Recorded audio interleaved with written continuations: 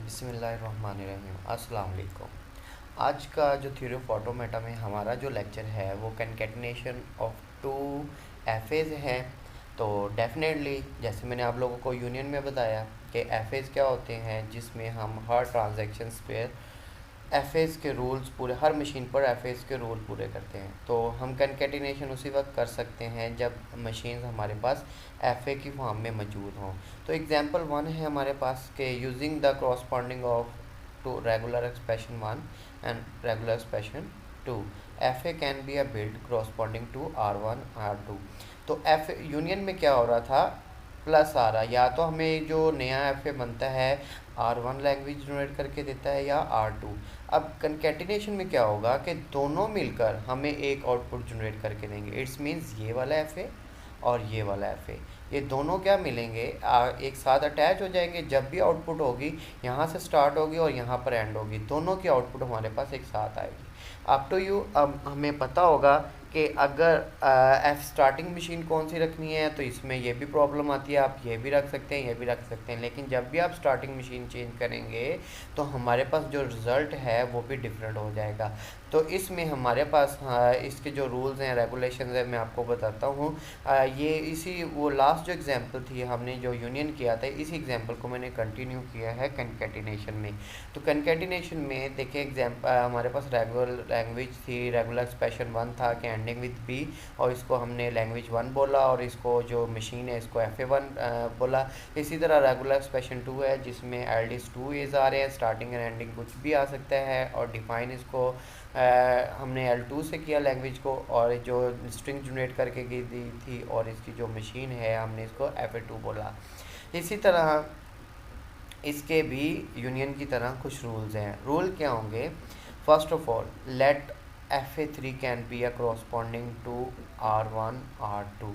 जो हमारे पास third FA बनेगा वो कॉरस्पॉन्डिंग होगा रेगुलर एक्सप्रेशन वन और रेगुलर एक्सप्रेशन R2 का।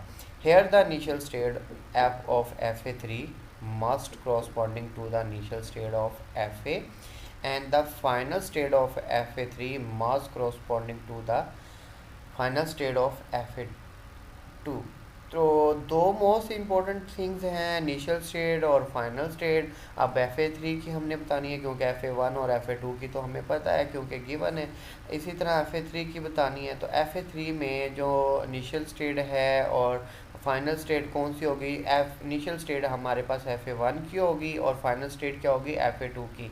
तो वहाँ पर यूनियन में कुछ अलग था। यूनियन में क्या हो रहा था, FA1 और FA2 की बोथ को इनिशियल स्टेट लिया था हमने, और FA3 और FA1 और FA2 की ही स्टेट को हमने फाइनल स्टेट लिया था। इसमें क्या हो रहा है, सिर्फ FA1 की जो इनिशियल स्टेट है हम उसको इनिशियल स्टेट लेंगे, और FA2 की जो फाइनल स्टेट है हम उसको सिर्फ फाइनल स्टेट लेंगे। तो इसमें जो लैंग्वेज क्या होगी, जो लैंग्वेज जनरेट होगी वो क्या होगी, कॉरस्पॉन्डिंग होगी R1 और R2 की। ठीक है, कंकेटिनेशन होके R1 के रेगुलर एक्सप्रेशन और R2 के रेगुलर एक्सप्रेशन को कंकेटिनेट करके हम लैंग्वेज जनरेट करेंगे। तो ये हमारे पास होगी।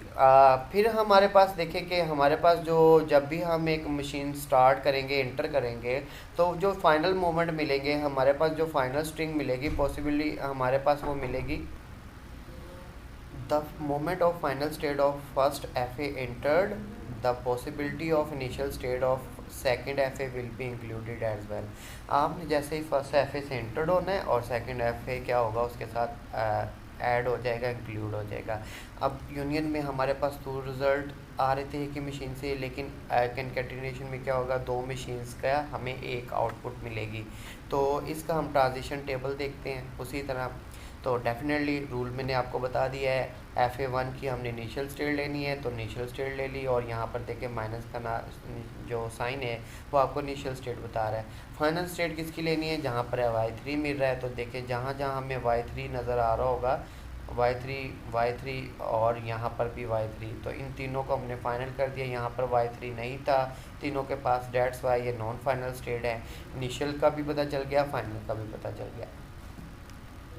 कंकेटिनेशन का जो थर्ड रूल है वो मोस्ट इम्पोर्टेंट रूल ये है, जब भी आप x1 से कुछ भी रीड करके, इनिशियल स्टेट से कुछ भी रीड करके फाइनल स्टेट पर पहुंचते हो फर्स्ट एफ ए की, तो फर्स्ट एफ ए की जब भी सेकंड स्टेट पर हमें कोई भी ट्रांजिशन लेकर आता है तो आपको क्या करना है, इनिशियल स्टेट से मैं बता रहा था कि जब भी आप कुछ रीड करके जाते हैं x2 पर, तो x2 पर जब भी आप जाएंगे तो x2 जब भी कम मिलेगा जिस भी ट्रांजिशन, उसके साथ हम x1 को ऐड करेंगे। वो कैसे, मैं आपको बताता हूँ। अभी आपके ट्रांजिशन टेबल की तरफ चलते हैं, वहाँ से आपको अच्छे से अंडरस्टैंड हो जाएगा।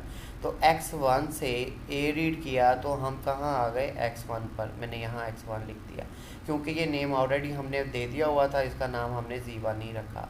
अब x1 से b रीड किया तो कहाँ जा रहे हैं, x2 पर। तो x2 पर पहुँचे तो पहले FA की जब भी हमें इनिशियल फाइनल स्टेट मिलेगी तो सेकंड FA की हमें इनिशियल स्टेट उसके साथ ऐड करके लिखनी होगी। तो देखें, b रीड करने पर हमें x2 मिला था, तो x1 को हम y1 को हमने क्या किया, इसके साथ ऐड करके लिख दिया।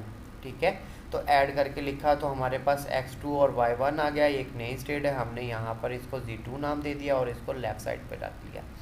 इसी तरह अब Z2 से हमने रीड करना है a और b को, क्योंकि यहाँ पर अब दो आ गए हैं तो दोनों से हमने अब रीड करना है a को।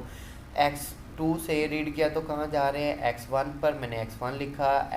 y1 से रीड किया तो कहाँ जा रहे हैं, y2 पर, तो मैंने यहाँ y2 रखा। x1 और y2 हमारे पास एक नई स्टेट आ गई जिसको मैंने Z3 का नाम दे दिया और Z3 हमने लेफ़्ट साइड पे लिख ली। इसी तरह हमने Z2 से अभी b भी रीड करना है, तो x2 से b रीड किया तो x2 पर। डेफिनेटली हमें फर्स्ट FA की फाइनल स्टेट मिली है तो इसके साथ FA2 की इनिशियल स्टेट भी लिखनी पड़ेगी। तो x2 मिला हमें, x2 के साथ हमने फौरी क्या लिखा, इसके साथ y1 भी लिख दिया। ठीक है, और अभी हमने यहाँ से y1 से b भी रीड करना है। y1 से b रीड किया तो y1 पर आ रहे हैं, तो डेफिनेटली ऑलरेडी हम y1 लिख चुके हैं। अगर कोई चीज़ दो machine same machine state 2 time repeat हो रही है तो हम उसको 1 टाइम ही लिखेंगे। तो यहाँ पर x1 इसके y1 इसके साथ भी आया था और b रीड करने के साथ भी आ रहा था, तो मैंने इसको जस्ट 1 टाइम लिखा। तो आपने भी याद रखना है कि जब भी सेम स्टेट 2 टाइम आती है हमने उसको 1 टाइम रखना है। तो ये भी हमारे पास वो ऑलरेडी ये नेम है हमारे पास x2 और y1, तो हमने इसको Z2 का ही नाम देना है। तो हमारे पास Z3 पे आ जाएंगे। Z3 पर हम इसी तरह रीड करेंगे ट्रांजैक्शंस को, हमें नई स्टेट मिलेगी Z4 और फिर एक स्टेट मिलेगी वही जो ऑलरेडी मिली हुई है Z2। इसी तरह Z4 से रीड करेंगे A और B को, x1 और y3 से। तो मैं इसको बता नहीं रहा क्योंकि आपको यूनियन में भी बता चुका हूँ, FA में भी, तो आपके लिए आसानी होगी आप ट्रांजेक्शन रीड करना और किस तरह इसको लिखना है। तो हमारे पास होल्ड स्टेट के नाम से ही आती है Z4 और फिर हम रीड करते हैं तो हमारे पास देखें, अब मैं यहाँ से आपको रीड करके बताता हूँ कि ये 3 कैसे अल्फ़ाबेट्स आए। तो x1 से a रीड किया तो ये तो आपको पता चल गया, x1 से b रीड करना है। x1 से b रीड किया तो कहाँ चले गए, x2 पर, तो मैंने x2 लिखा। डेफिनेटली जब भी आप फाइनल स्टेट पर आते हैं फर्स्ट FA की सेकंड FA की इनिशियल स्टेट ऐड करके लिखनी है, तो मैंने y1 लिख दिया। अब y3 है, यहाँ पर y3 से b रीड करना है। y3 से b रीड किया तो y3 पर आ गए, तो तीनों डिफरेंट थे तो मैंने y3 लिखा। तो इन तीनों का नाम हमारे पास x2 y1 y3, तो हमारे पास इसका नेम जो आ जाएगा Z3 आ जाएगा, तो Z5 आ जाएगा। Z5 को हमने यहाँ पर लिखा। अब इन तीनों से हमने a को रीड करना है यहाँ पर, तो x2 से a रीड किया तो x1, मैंने x1 लिख दिया। y1 से रीड किया तो y2, मैंने यहाँ y2 लिख दिया। Z3 से a रीड किया तो y3, तो मैंने y3 लिख दिया। तो ये डिफरेंट आ रहा था तो मैंने Z6 इसको नेम दे दिया। अब इसी तरह 1 2 3 तीनों स्टेट से हमने b रीड करना है, तो x2 से b रीड किया तो x2 पर, तो डेफिनेटली y1 इसके साथ हम ऐड करके लिखेंगे। तो इसी तरह y1 से b रीड किया तो y1 पर, क्योंकि ऑलरेडी लिखा हुआ तो y1 को दोबारा लिखने की ज़रूरत नहीं है। y3 से b रीड किया तो हमारे पास कहाँ जा रहे हैं, हम y3 पर ही आ रहे हैं क्योंकि यहाँ पर ही है y3 से, तो y3 लिखा। तो x2 y1 और y3 देखें ये पहले भी हमारे पास आ चुकी है, तो इसी तरह इसका नेम भी पहले वाला ही होगा Z5। तो इसी तरह Z6 से हम रीड करेंगे तो हमें Z4 मिलेगा, Z5 मिलेगा, क्योंकि नई स्टेट नहीं आई तो हमारा ट्रांजिशन टेबल क्या होगा, यहाँ पर एंड हो जाएगा।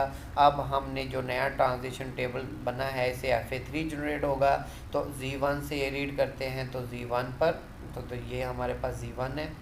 तो कितनी 1 2 3 4 5 एंड 6 स्टेट्स हैं, तो हमने 6 सर्कल ड्रा कर लेते हैं और उनके अंदर जो लेबलिंग है वो इसी तरह कर देते हैं। आप चाहें तो डिफरेंट लेबलिंग भी कर सकते हैं, लेकिन जो नेम यहाँ पर होता है कोशिश करें उसी को यूज़ करें। तो Z1 से रीड किया तो हम कहाँ आ गए, Z1 पर ही आ गए।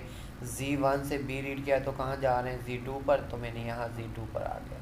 ठीक है, ये दोनों कंप्लीट हो गए Z1 के लिए और B। अब करने हैं Z2 की कंप्लीट करने हैं A और B। ठीक है, तो Z2 से A रीड कर रहे हैं तो Z3 पर, Z2 से A रीड किया तो Z3 पर, Z2 से B रीड किया तो कहाँ जा रहे हैं, Z2 पर, तो B रीड किया तो ये लूप लग जाएगा, क्योंकि Z2 से B रीड करके वो Z2 पर ही आ रहा है तो लूप लग जाएगा। अब 3 को कंप्लीट करना है।